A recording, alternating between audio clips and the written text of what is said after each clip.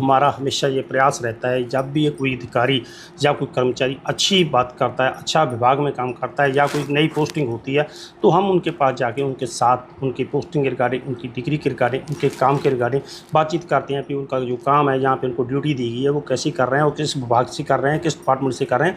इन बातों को लेकर उनसे बातचीत करते हैं। आज इसी लड़ी के अंतर्गत हम बात करेंगे। हमारे साथ IAS ट्रेनी मैम जो OSC Mandal, he is from West Bengal.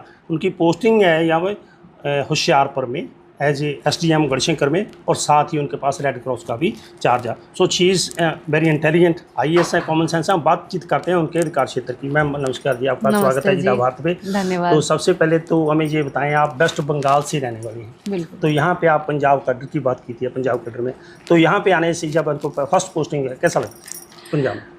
मैं वेस्ट बंगाल की हूँ, लेकिन मैंने बचपन से मैं बाहर ही रही हूँ। वेस्ट बंगाल में काफ़ी कम रहना हुआ है, नॉर्दर्न बेल्ट में मैं ज़्यादा रही हूँ। तो पंजाब में आके मुझे खैर वैसा उतना ख़ास कल्चरल शॉक नहीं आया। मतलब उठना बैठना, मेरे बहुत सारे दोस्त भी हैं जो पंजाब से हैं, तो काफ़ी फेमिलियरिटी है। पर हाँ, ये बात अलग है कि मैं पहली बार पंजाब आई थी, तो मेरा एक्सपीरियंस बहुत अच्छा रहा है अभी तक। मुझे जितने भी मेरे ऑफिस के लोग हैं, जो भी मेरे आसपास रहते हैं, सब ने बहुत ध्यान दिया है मेरा, क्योंकि उनको लगता है कि मैं काफ़ी दूर से आई हूँ, घर वाले भी दूर हैं। तो उन्होंने हर टाइम पे, वो सिंदूर का टाइम हो या कोई भी टाइम हो, उन्होंने काफ़ी मेरा ध्यान रखा है। तो बात करें जैसे बहुत सी बात तो अभी समाज में हमारे ऐसे लड़कियों की बात की जाती है, ये नहीं है आप IAS अधिकारी हैं, इंडिया की टॉप मोस्ट भी है IAS IPS, पर के बहुत बार ऐसा होता है जब हम किसी क्षेत्र में, बेशक आप भारत के अन्य राज्यों में भी रहे होंगे, आपके रिश्तेदार भी होंगे, पर फिर भी जब एज ए IAS यहाँ पे पोस्टिंग होनी है, तो लोगों में लग रहा है ऑफिशियल्स आपके साथ जो कर रहे हैं सब, तो अभी दिक्कत लैंग्वेज में कोई दिक्कत? लैंग्वेज जी, मैं अभी हमें मतलब सीखना मैंडेटरी है जी। तो मुझे पढ़ना और लिखना दोनों आता है पंजाबी, ते मैनू थोड़ी थोड़ी बोलनी भी आती है, बट मैनू फ्लूएंट बोलनी नहीं आती। मैनू लगता है कि 1 साल तो मैं सीख जावांगी फ्लूएंट बोलना भी। चलो मैम, अभी आपके पास कौन सा डिपार्टमेंट है जिसे देखते हैं एज ए ट्रेनिंग IAS? मेरे पास अभी CMFO, chief ministers field officer का एक हेड डिपार्टमेंट है। दूसरा रेड क्रॉस के साथ भी मैम ने मुझे जोड़ा हुआ है, उसमें हम डिफरेंट प्रोजेक्ट्स देखते हैं। और इसके अलावा जितने भी ट्रेनी IAS होते हैं, उनका सबसे इम्पोर्टेंट काम ये होता है कि उनको अपने DC के साथ रह के उनका काम सीखना होता है जी। तो फ़िलहाल मैं इन दोनों डिपार्टमेंट्स के अलावा अपने DC को शैडो करती हूँ। मैम, रेड क्रॉस के जो क्षेत्र में कौन सा कार्य जो है, रेड क्रॉस के कितने कार्य हैं जो लोगों के हित की, वैसे तो रेड क्रॉस है ही है, लोगों के हित के कितने काम जो आपके नेतृत्व में चल रहे हैं? अभी हमारे पास एक रिहैब सेंटर है जो कि नया ही यहाँ पे बना है। हम कोशिश कर रहे हैं कि उस रिहैब सेंटर में जो भी बच्चे बूढ़े जो भी आए हुए हैं, उनको एक कमाई का कोई साधन दे सके। तो उसके लिए अभी हम प्लान कर रहे हैं कि रिहैब के अंदर एक प्रिंटिंग प्रेस खोला जाए, ताकि उनका ध्यान भी किसी काम में लगा रहे और स्किल की हो जाए, हाँ, और वो स्किल भी हो और उनको कुछ पैसे भी मिल सके।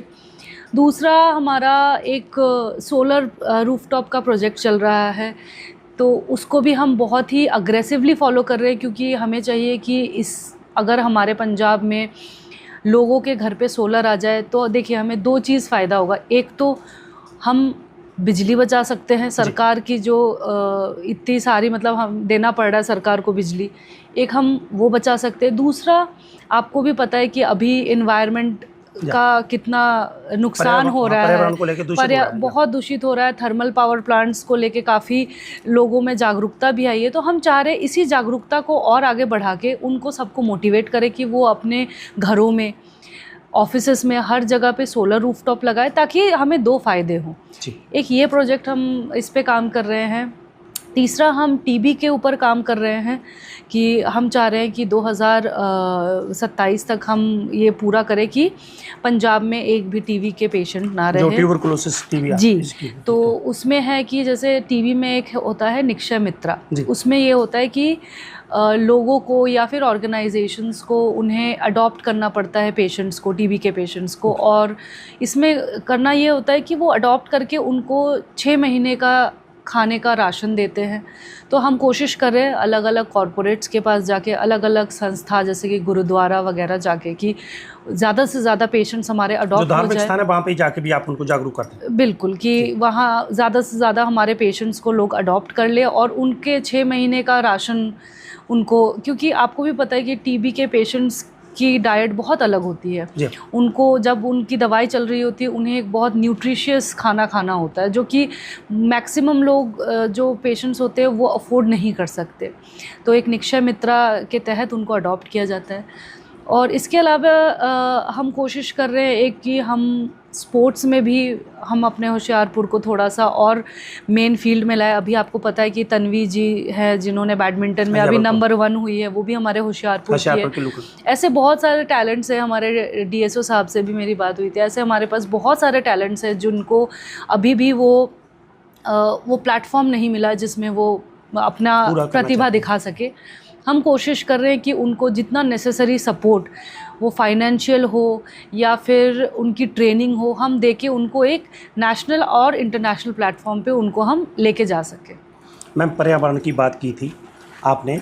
पर्यावरण दूषित हो रहा है, लोगों को भी बहुत लग रहा है, सांस की बीमारी है और भी कई बीमारी, जैसे बाढ़ आती है, बाढ़ के कारण बहुत सारी दिक्कत हो जाती है। तो प्लांट्स के लिए भी, क्योंकि लास्ट टाइम मैंने देखा आप किस स्कूल में भी गए थे, यहाँ पे विद्या मंदिर स्कूल में भी गए थे, आपने बच्चों को किया था वहाँ पे एनवायरनमेंट को बचाने के लिए, पर्यावरण को, या दूसरे लोगों को इस तरह से कोई कार्यक्रम है आपका आगे? पर्यावरण को लेके अभी तो फ़िलहाल सोलर का ही है, पर हम प्लान कर रहे हैं कि कुछ प्लांटिंग को भी लेके हम इसके, वैसे तो देखिए आपको भी पता है कि होशियारपुर वैसे ही यहाँ पे बहुत ज़्यादा मतलब लोग जागरूक भी है और यहाँ पे फॉरेस्ट लैंड भी हमारे पास बहुत ज़्यादा है। तो मुझे ये लगता है कि एक बस लोग उतना दरख्त काटते भी नहीं है, यहाँ पे काफ़ी जागरूक है इस मामले में, जैसा कि मैंने देखा। बट 2-3 चीज़ें हैं जिस चीज़ से हमें अभी जूझना है, जैसे कि जो फ्लड्स आ गए, जो हमारा हमेशा से बॉटलनेक रहा है, इन चीज़ों पे हम अभी काम कर रहे हैं। हमने अपने डिस्ट्रिक्ट लेवल पे भी हमने कंट्रोल यूनिट्स बनाया हुआ है कि कहीं पे भी अगर ज़रूरत है सपोर्ट की, कि कहीं पे अगर सड़क ठीक करने की ज़रूरत पड़ गई फ्लड्स के टाइम पे, या कहीं पे कोई ब्रिज है जो कि सही हालत में नहीं है कंडी एरिया में, इन सब पे अभी काम चल रहा है फ़िलहाल तो। बहुत बढ़िया मैम। और कोई बात जो इस बातचीत में हम पूछना भूल गए, आप बताना चाहते हैं एज ए IAS अधिकारी? यहाँ पे आप देख रहे हैं डिस्ट्रिक्ट होशियारपुर में बहुत सारे कार्य हैं, जैसे आपने बताया आप DC मैम के साथ आप चलते हैं, उनसे सीखते हैं। वैसे तो आदमी मनुष्य जो होता है ताउम्र बहुत सारी सीखता ही रहता है, तो आपके ऑफिशियल्स में जो है, तो और कोई बात? देखिए अभी आपको भी पता है कि एक नशा मुक्ति यात्रा पंजाब गवर्नमेंट ने बहुत ज़ोरों से स्टार्ट किया है, और मुझे लगता है कि ये ज़रूरी भी था, क्योंकि हमारे पास लोग, बच्चे, यूथ होते हुए भी अगर हम बच्चों को नशे में खो रहे हैं तो वो पंजाब का पर्सनल लॉस रहा है। इन बच्चों को हम कोशिश कर रहे हैं कि हम किसी तरह की एक स्किल दे सके, या तो किसी तरह की एक राह दे सके कि इनका वो होता है, देखिए बच्चे ना बहुत, इनका दिमाग बहुत ही फ्रेजाइल होता है, ये इनको बहकाना भी बहुत आसान होता है। कभी कभी ऐसा हो जाता है कि शायद बच्चे खुद से नहीं चाहते हैं कि वो नशा करे, लेकिन जो बड़े होते हैं उनके प्रभाव में आके वो उसमें आ जाती है।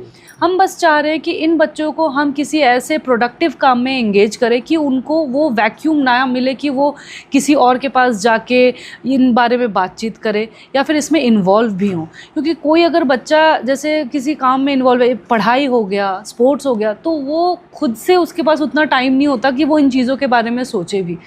तो हम एज डिस्ट्रिक्ट एडमिनिस्ट्रेशन सरकार का तो हम पूरा सपोर्ट कर ही रहे हैं। हर जगह अभी हर गांव में, हर वार्ड में अभी नशा मुक्ति यात्रा फिर से स्टार्ट हुआ है। वहाँ पे पुलिस प्लस डिस्ट्रिक्ट एडमिनिस्ट्रेशन दोनों साथ मिलके काम कर रहे हैं।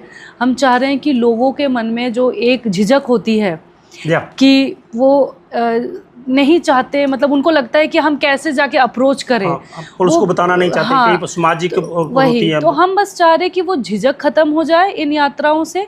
सिर्फ पुलिस ही नहीं, जो पॉलिटिकल लोग भी हैं, हम चाह रहे हैं कि लोगों के मन में वो झिझक खत्म हो जाए और वो वहाँ जाके बोल सके कि हाँ मेरे घर में या फिर मेरे पिंड में ऐसे कोई हैं, आप प्लीज़ सहायता कीजिए। और यही है, इसी चीज़ को मद्देनज़र रखते हुए हमने एक रिहैब सेंटर बनाया कि लोगों को ये ना लगे कि हम इनको कहीं कैद कर रहे हैं। लोगों को ये लगना चाहिए कि हाँ, वहाँ पे मतलब लोग उसको एक अलग हॉस्पिटल की तरह ही देखें कि जैसे हम नॉर्मली लोगों को हॉस्पिटल में ट्रीट करते हैं, वहाँ भी उनको एक एनवायरनमेंट मिल रहा है कि वो वहाँ पे इस नशे से बाहर आ सके, बाहर आके अपने परिवार के लिए कुछ कर सके, उनका भविष्य जो उज्जवल हो सके। बिल्कुल जी। तो बहुत बहुत धन्यवाद। सो दोस्तों, ये थे मैम IAS OSC मंडल, जिन्होंने विभिन्न मुद्दों को लेके बहुत ही बढ़िया ढंग से बताया और मैसेज भी दिया, और साथ ही उन्होंने बताया जो रेड क्रॉस उनके अधिकार क्षेत्र में आता है, जिसके लिए काम करते हैं।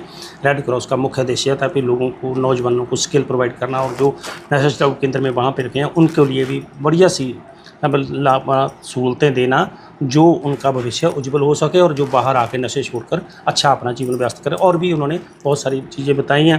हम प्रयास करेंगे अपने चैनल के माध्यम से लोगों तक, आवाम तक इनसे की गई बातचीत पहुंचाएं, ताकि बहुत सारे लोग ये समझ सकें जो होशियारपुर सिविल प्रशासन की ओर से प्रयास किए जा रहे हैं वो कितने सार्थक हैं और कितने जानबूझ के हैं। होशियारपुर से दाव भारत के लिए दलजीत अजरू, बहुत बहुत धन्यवाद मैम। Thank you. धन्यवाद जी।